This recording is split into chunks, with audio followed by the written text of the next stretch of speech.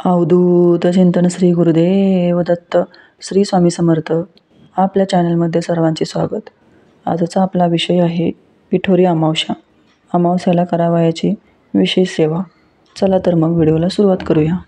भाद्रपद अमावस्याला पिठोरी अमावस्या म्हणतात, कारण या दिवशी 64 योगिनी आणि देवी पार्वतीची पूजा केली जाते.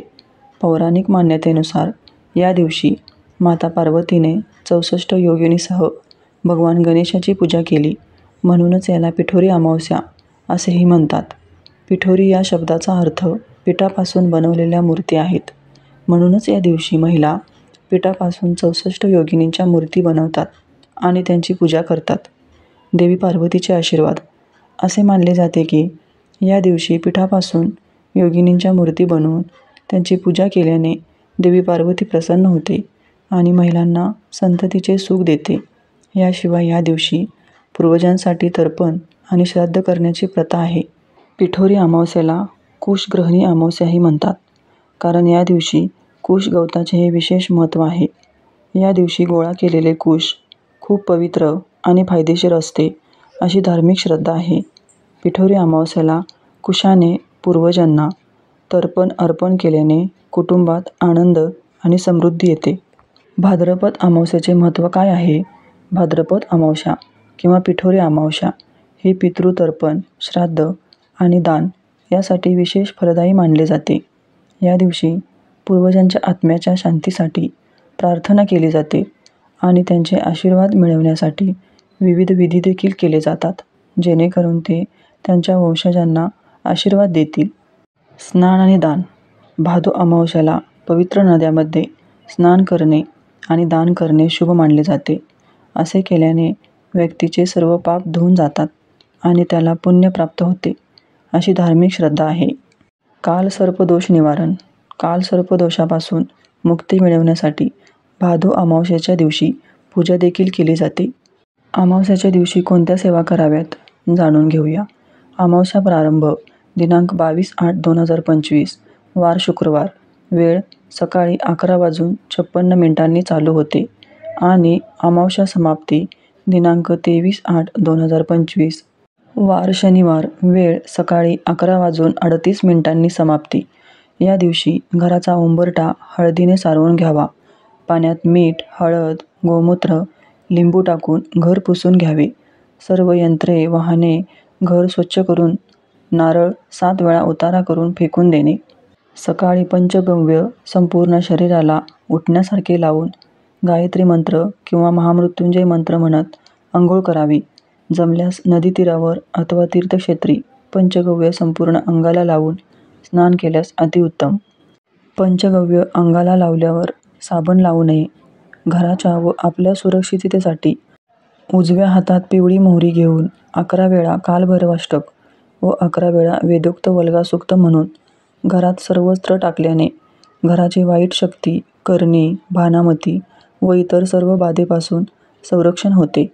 अमावस्येच्या दिवशी घराच्या आजूबाजूंच्या सर्व देवीदेवतांचा हार, नारळ, खडीसाखर ठेवून मानसन्मान करावा.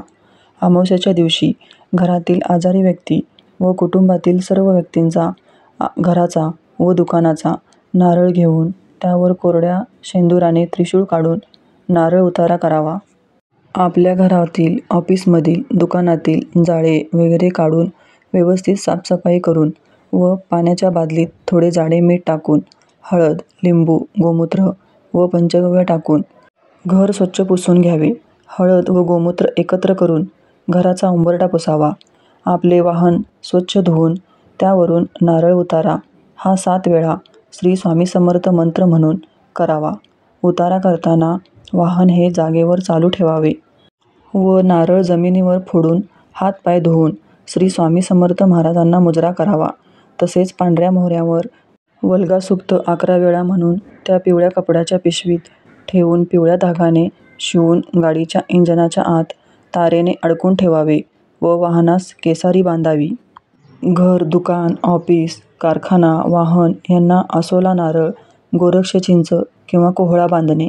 अमावस्येला आसोला नारळ, कोहळा किंवा गोरक्ष चिंच आणून त्यावर श्री स्वामी समर्थ 1 माळ, श्री दत्त महाराजांचा बीजमंत्र 1 माळ, शाबरी मंत्र 1 माळ, नवनाथ मंत्र 11 वेळा, कालभैरवाष्टक 11 वेळा, वल्गासूक्त 11 वेळा करावे. गोरक्ष चिंच, आसोला नारळ किंवा कोहळे लाल कपड्यात संरक्षण पुडीसहित बांधावे. जर अगोदरचे बांधले असेल तर ते वाहत्या पाण्यात किंवा कचराकुंडीत सोडावे. आसोला नारळ किंवा कोहळा टांगल्यानंतर कधीकधी खराब होतो किंवा त्यातून पाणी गळते, तेव्हा ते काढून कचऱ्यात टाकून द्यावे. त्यापुढील शनिवारी पुन्हा नवीन कोहळा, आसोला नारळ आणून लावावे व नेहमी सूर्यास्त झाल्यावरच हा उपाय करावा. हिरण्यदान ज्यांचे वडील नाही त्यांनीच करावे. अमावास्येच्या दिवशी 12 ते 12:30 या दरम्यान जानवे जोड, 1.25 पावशेर पेढे, 11 रुपये दक्षिणा या 3 वस्तू ब्राह्मणास दान देणे. प्रसादास म्हणून पेढा परत केल्यास खाऊ नये. घरात शांतता राहण्यासाठी 1 नारळ पूर्ण सोलून देवाजवळ ठेवावे. शेंडी देवाकडे करावी व रोज सकाळ संध्याकाळ त्यावर एकानंतर एक असे 7 कापूर जाळावे. कापूर जळत असताना श्री स्वामी समर्थ मंत्र, गायत्री मंत्र जप करावा. दर पौर्णिमा व अमावास्येला नारळ बदलून घ्यावा. जुन्या नारळाचा प्रसाद घरात खावा. नारळ खराब निघाल्यास विसर्जन करावं. शक्यतो अमावास्येच्या दिवशी परान्न घेऊ नये. या दिवशी गरीब आणि गरजूंना दान करावे. गंगा व इतर पवित्र नद्यांमध्ये स्नान करावे. पितरांसाठी तर्पण, श्राद्ध आणि पिंडदान करावे. या दिवशी भगवद्गीतेचे पठण करावे. तुमच्या क्षमतेनुसार गरिबांना अन्न द्यावे. व्हिडिओ आवडल्यास लाईक, शेअर आणि सबस्क्राईब करा. धन्यवाद. श्री स्वामी समर्थ.